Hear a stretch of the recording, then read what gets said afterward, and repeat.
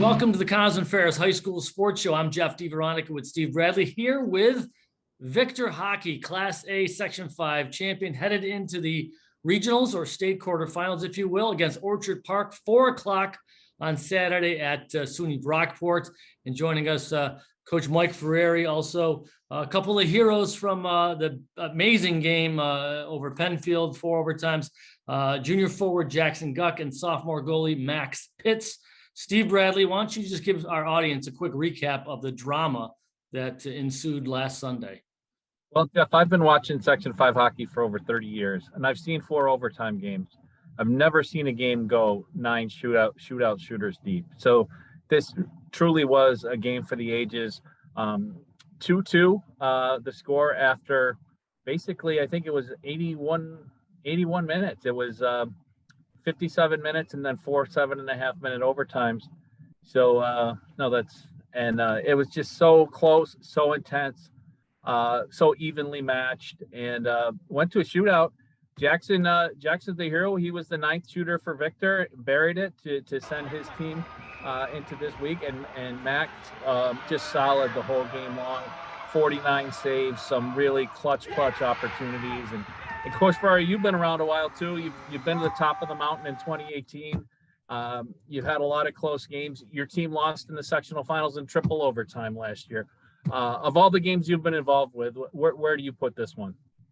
Yeah, it's kind of hard to believe, Steve, because in 2020, before overtime started, Jason Rich, one of my assistants, looked over and said, "Man, this is 3 years in a row." And in 2020, I don't remember the Fairport game, that was back and forth, and ended up, tying the game late 4-4, and then winning that game in overtime. Again, same thing, what I thought was 2 of the top teams in the state. And to here it is with Victor Penfield, again, 2 of the top teams in the state. But to go 4 overtimes, and I've seen shootouts before, but again, never been a part of a shootout like that. And then to see it go 9 rounds, it was unreal. But I think you're right, Steve. Just to showcase 2 of the best teams, in New York State that played such an evenly matched game for 81 minutes, 9 shooters. It was truly amazing. Jackson, take us back to the moment. You got a chance to win the sectionals. What's going through your mind? Did you have a plan, or was it let's make it up as we go? Honestly, Sousa, the assistant coach, he gave me a plan, told me what to do, and I completely disregarded it. I was just thinking not to lose the puck, and I just got in there, saw the glove was open, and ripped it home. Jackson, what's your immediate reaction when you see that? Because it was such an intense game, and the game is on your stick. And at that point, you're both co-champions. You're playing for the right to really have another week with your teammates and to, deliver that moment at that time. What went through your body? Honestly, it was just I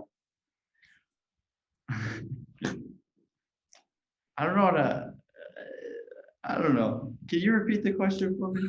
Yeah, just, as soon as you saw the goal go in, you knew that it was over after everything you've been through.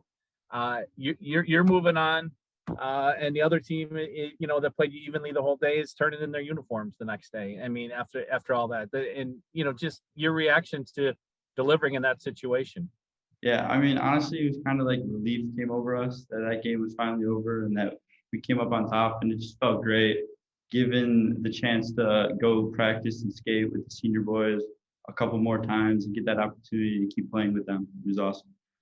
We're talking some Victor hockey. This is not new for this program. This is one of the elite programs in the state. And Max, you're a sophomore named the game MVP of sectionals. Tell me a little bit about your history. Is this your first or second year on varsity? And let's ask about your poise and your nerves. How are you hanging on with all the big saves and shots coming at you? So yeah, this is my second year on varsity. Last year I was behind Garrett Simpson. He was great. He really showed me the ropes and taught me a lot of stuff. And then this year, each shot I just tried to stay with it, because I knew in overtime especially, if I were to make a mistake, our season would be over. So I was just focusing one shot at a time and not letting the moment get to me. And that really helped. Both teams, I was at the game. I'm standing by a couple of hockey dads, and all through the overtimes, they're both team, there's you grab that person next to your arm and you say, oh, I thought that was it. And how many of those moments and what's going through your head on the bench? I know you're trying to get your guys to play a simple game and, don't turn the puck over and no shot's a bad shot. But what was your emotional roller coaster like? Yeah, you're right, Steve. There were many chances for both teams in all 4 overtimes. That's what made it, I think, so exciting for the fan. Was it wasn't, just get the puck deep and play defense. It was a lot of up and down and quick transitions, and both teams had multiple chances, and both goaltenders, played spectacular. And there were even some chances that you kind of just thought, oh my gosh, how did that puck not go in? I think it was just, the way these two teams are, they're just so evenly matched. It was almost meant to go that duration. But I'm so proud of our kids, especially how they played in the overtime. And, we talk about our culture, but how positive and the encouragement that they had on the bench during those 4 overtimes to just kind of get each other going and kind of will through certain shifts. You probably saw, kids were falling over the ice trying to get to the bench at times. But just that encouragement was kind of really willed kids through to the end. Let's throw a little love here. Steve, let's throw a little love toward the Patriots here. Sam Smock, Sean Smith with the goals for Penfield in regulation. Goalie Dom Andrade, 49 saves. Pretty amazing there too to match Max. And Colin McNamara, both goals for the Blue Devils, including the power play goal, just under 5 minutes remaining. Jackson, let me ask you about just fatigue. How gassed were you? Were there things you guys are doing during overtime to try to make sure you guys were able to keep your energy level up? Yeah, we were just we were trying to stay positive on the bench, and we just kept getting water and everything. But yes, we were super tired. We could barely get over the board sometimes, trying to get off the ice. But we pushed through at the end and did what we had to do. How often do you practice these shootouts? That play coming in, is it something you guys do a lot of or no? No, we do not do a lot of shootout practice, but actually the week before we did do a couple shootouts in practice just to see, and hey, glad we did. It paid off. Max, of all your saves, one in particular, actually 2 in particular, stand out to me. One was on Sam Smock, maybe in the second overtime. I thought he had the whole net to shoot at, and somehow the puck hit you and stayed out. And then another one was Sean Smith in the final minute, the big shot from the top of the circles. Take me through those saves, because those were just game changers. Yeah, the first one off my pad, then back door. I knew he was going to get the puck, but I was just trying to get as much as my chest over there, and got it over there, and he shot it, and I got to make the save. And that second one, that was probably my favorite save of the game. Top of the circles, a little below. Sean Smith shoots a slap shot. I just reach my glove up and grab it. Yeah, that one was a good one. Let's take a quick break, come back. We'll talk part 2 with Victor Hockey and about what's next for the Blue Devils and what awaits in the regionals with Orchard Park on Saturday. You're watching the Connors and Ferris High School Sports Show on Rock Sports Now.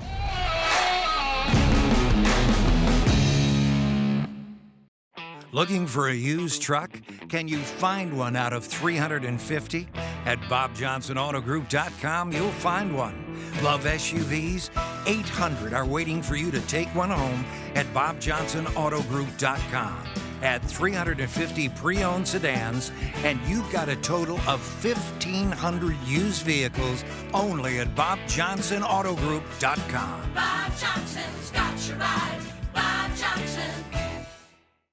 While we celebrate 140 years of serving our community, the kind of delicious joy that lasts a lifetime, we look forward to serving you for 140 more. With hardworking, wholehearted, passionate people who will help shape new memories for generations to come.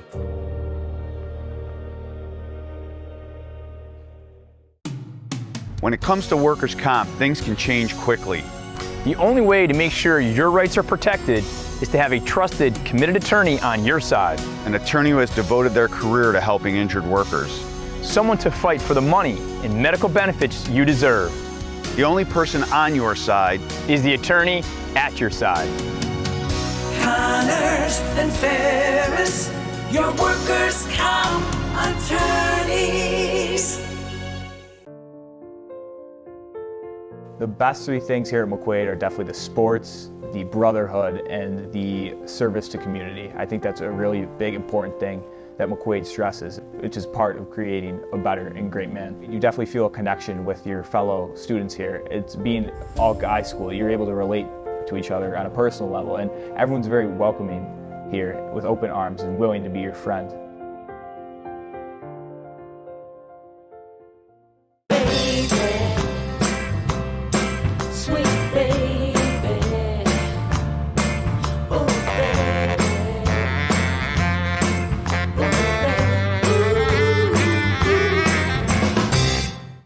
Local McDonald's operators care about our local schools, teams, and student athletes. That's why they support the return of high school athletics in the Rochester area and around the state. See you before or after the big game at McDonald's. Welcome back, Section 5. Game on!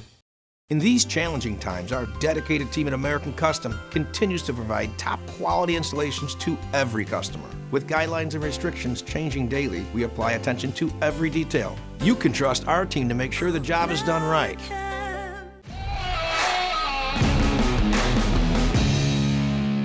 Welcome back to the Connors and Ferris High School Sports Show. This is our U.S. Army segment brought to you by, of course, the U.S. Army. There are more than 150 different careers in the Army. Check out some of the recruiters, the numbers for some of the recruiters on your screen right now, and connect with them. The Army can help pay for your college education. Thank you to them for sponsoring our program. It's the Victor Blue Devils headed to the regionals. Not unfamiliar to territory for this group, but coming off a dramatic win. And Steve, the Blue Devils are whole now, I think, but they weren't whole the first time they played Penfield. Tell us a little about that. Yeah, Jackson Guck, who was our guest here, he missed that first game. They played in early December, a 3-3 tie. So these teams played the equivalent of, Jeff, almost 9 periods of hockey and each scored 5 goals. Jackson missed that game.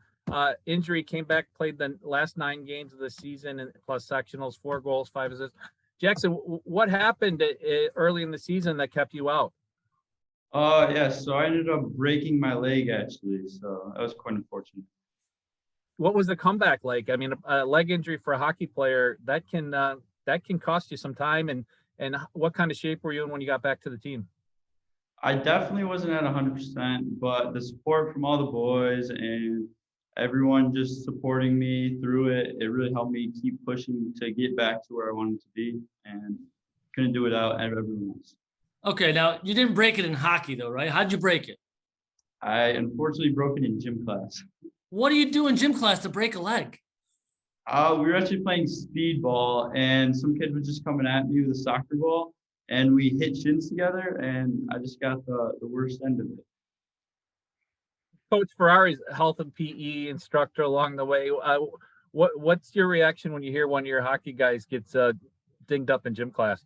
Yeah, it was pretty disheartening when it happened, especially, just it literally was the week before the season was going to start, but it's not the first and it probably won't be the last. It's tough on the kids, especially, but Jackson did such a great job. He didn't miss a day. He still was with, part of the team and did whatever he could to help out. And then even, his rehab to get back, he'd probably tell you too, even, Sunday night wasn't even 100%. He still goes through aches and pains with that leg, but did everything he possibly could to kind of get back, on the ice, and super proud of him. Max, let me ask you about a loss you guys had this year to Batavia Notre Dame United. That took some people by surprise. They're a good program for sure. What was the group's reaction to losing to that team, and how have you guys been since then? I think that loss motivated us really, because we saw that if we don't go out there and play really well and score enough to win, we're not going to win. So it showed that people could beat us if we don't work hard in practice. So we worked harder the next week or two. And then leading up to our sectional game versus them, we all knew they're a team that beat us. We can't take them lightly. So we came out and we worked really hard and got the win. What, Coach, was that a turning point in your mind at all, that loss? Yeah, I think in Notre Dame's really good. Batavia United's really good. And, we played really well that game. And it just, just the bounces didn't go our way at times. And, we had opportunities to finish and it just didn't happen. But, I think when everybody kind of reiterate to our players that when teams play us, you're going to get your A+ game every single time. And, those are games that you want to be a part of because, if you don't capitalize on your opportunities that, teams are going to be able to definitely catch you. And they did. Jackson, what's this week been like for you in school? I'd imagine, Victor has a pretty rich history, but when folks look up in the Ice Center and the banner in 2022's there, that's the game Jackson Guck scored in the 9th round of the shootout. What's it been like in school with your interactions with, teachers and in the student body? Because, you had a pretty vocal student section there too. Yeah, I mean, it's just been an overwhelming amount of support from all the teachers and my peers, and they're just super supportive and super nice, and I can't get enough of it. It's amazing. Max, I wanted to go inside your head a little bit more in the shootout. From what it looked like, Sean Walsh is a teammate of yours in travel hockey, and he's one of Penfield's top scorers in the shootout, and people talked about, Sean Smith, and they have a lot of guys that scored a lot of points. I mean, when somebody is bearing down or somebody with a big reputation, does that change anything if you know something about the other player? Or what was your mindset? Because stopping 8 out of 9 is really fantastic and impressive. Yeah, so Walsh, I've been on his team a lot. So I knew some of his tendencies, but I tried not to really focus on them because I didn't want to psych myself out and trick myself into a shot that's not his. So I just took each shot, saw them coming down, gained depth, and then just focused on what he did. And then the Sean Smith shot, at the beginning, I thought he was going to roof it again. But coming down, I just saw that he was looking there and just got down my butterfly and made the save. Coach, let me ask you about this young man in goal because he's a sophomore, right? It's not like he's usually younger than most high school goalies. What about this young man makes him the right guy, that he's the guy for this moment? Yeah, he's a competitor, and I remember talking to Trevor, that when the 4th overtime ended, he's like, okay, coach, we're here. We're ready to go. And he's just, he lives for these moments. And this is how he is in practice as well. He competes on a daily basis, and whether it's a coach shooting on him or one of his teammates, he's trying to put the goose egg up there every time. Doesn't matter who's shooting against him. So, he was ready to go. He's a competitor. So, Mike, I didn't realize this in the note package I sent Jeff, but January 22nd, you had played Orchard Park before.